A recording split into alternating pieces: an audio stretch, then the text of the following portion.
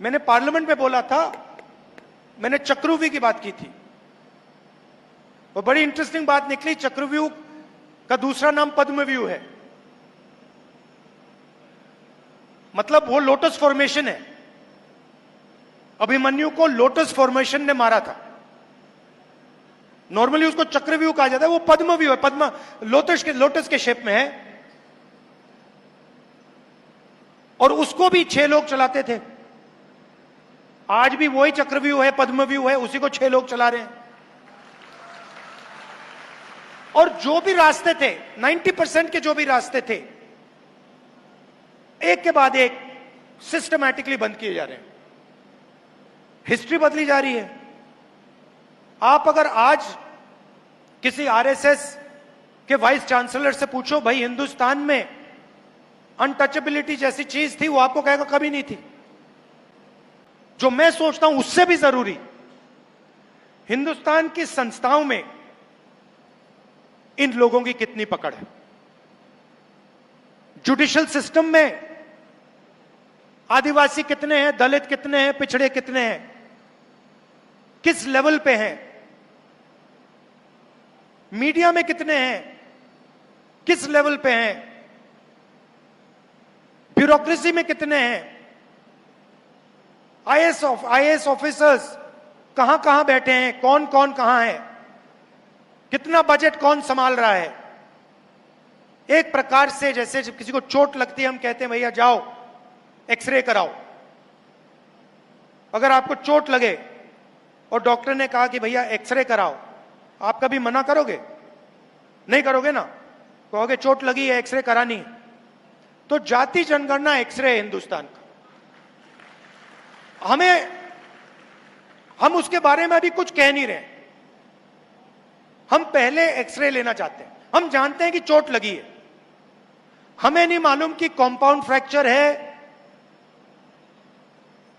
Normal fracture है, क्या है। हम जाति जनगणना इसलिए करना चाहते हैं, हम पता लगाना चाहते हैं कि एग्जैक्टली हो क्या रहा है। हमें पता लग रहा है कि दर्द है, वो दिख रहा है सबको। हम ये पता लगाना चाहते हैं कि इसका कारण क्या है। अब जैसे ही मैं जाति जनगणना की बात करता हूं, वैसे ही आरएसएस के लोग, बीजेपी के लोग सारे के सारे कहते हैं जाति जनगणना नहीं होना चाहिए। और मैं आपसे पूछना चाहता हूं, एक्सरे करवाने में क्या प्रॉब्लम है? सच्चाई निकालने में क्या प्रॉब्लम है आपको?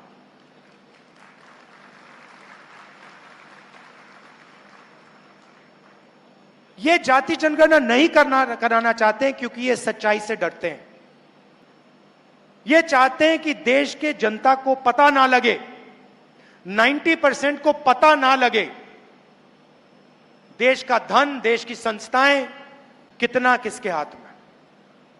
और यह भी मैंने कहा दिया है, खारगे जी ने कहा है, मैंने कहा है, कांग्रेस पार्टी की पूरी लीडरशिप ने वर्किंग कमेटी में कहा है कि 50% रिजर्वेशन की जो दीवार है उसको तोड़ेंगे और जाति जनगणना को लोकसभा में, राज्यसभा में पास करके दिखाएंगे।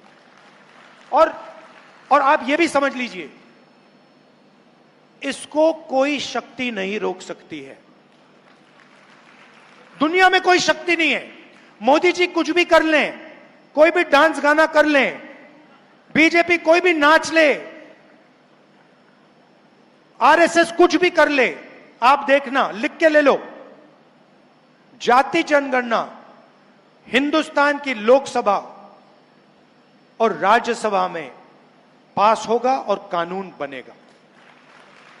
और सच्ची राजनीति, 90% की जो राजनीति है, इन 2 कदमों के बाद शुरू होगी। क्योंकि फिर हमें 21वीं सदी है, डेटा के बिना, इंफॉर्मेशन के बिना कुछ होता नहीं है। जाति जनगणना के बाद सारा का सारा इंफॉर्मेशन, डेटा हमारे हाथ में होगा। तो यह मैं आपसे कहना चाहता था कि बीजेपी और आरएसएस सारे के सारे रास्ते बंद कर दिए। हमें रास्ते खोलने हैं, इसको डिफेंड करना है। क्योंकि अगर यह छिन गया तो फिर सब गया। और ये सब लोग जानते हैं, आपने देखा होगा, देखिए आपने देखा होगा, पहले नरेंद्र मोदी जी 400 पार कह रहे थे, याद है आपको? 400 पार, 400 पार, मुस्कुराते थे, 56 इंच की छाती थी। उसके बाद क्या हुआ? उसके बाद हिंदुस्तान की जनता ने बिना उन्हें एक शब्द बोले उन्हें कह दिया, इसको आपने छुआ फिर देखो क्या होता है। और आप सबको बहुत अच्छा लगा जब नरेंद्र मोदी जी ने कॉन्स्टिट्यूशन को अपने सिर पे ऐसे लगाया। वो लगाना पड़ा, वो इस किताब को मानते नहीं है। हिंदुस्तान की जनता ने उन्हें कहा, भैया सिर झुकाओ और इसको अपने माथे पे लगाओ, और उनको करना पड़ा। यह है हिंदुस्तान की जनता की शक्ति और हिंदुस्तान की जनता का ज्ञान। वो समझते हैं, गरीब से गरीब व्यक्ति समझता है कि अगर ये चला गया तो सब कुछ चला गया, और इसको हम कभी जाने नहीं देंगे। ये कुछ भी कर लें, ये नहीं जाएगा यहां से।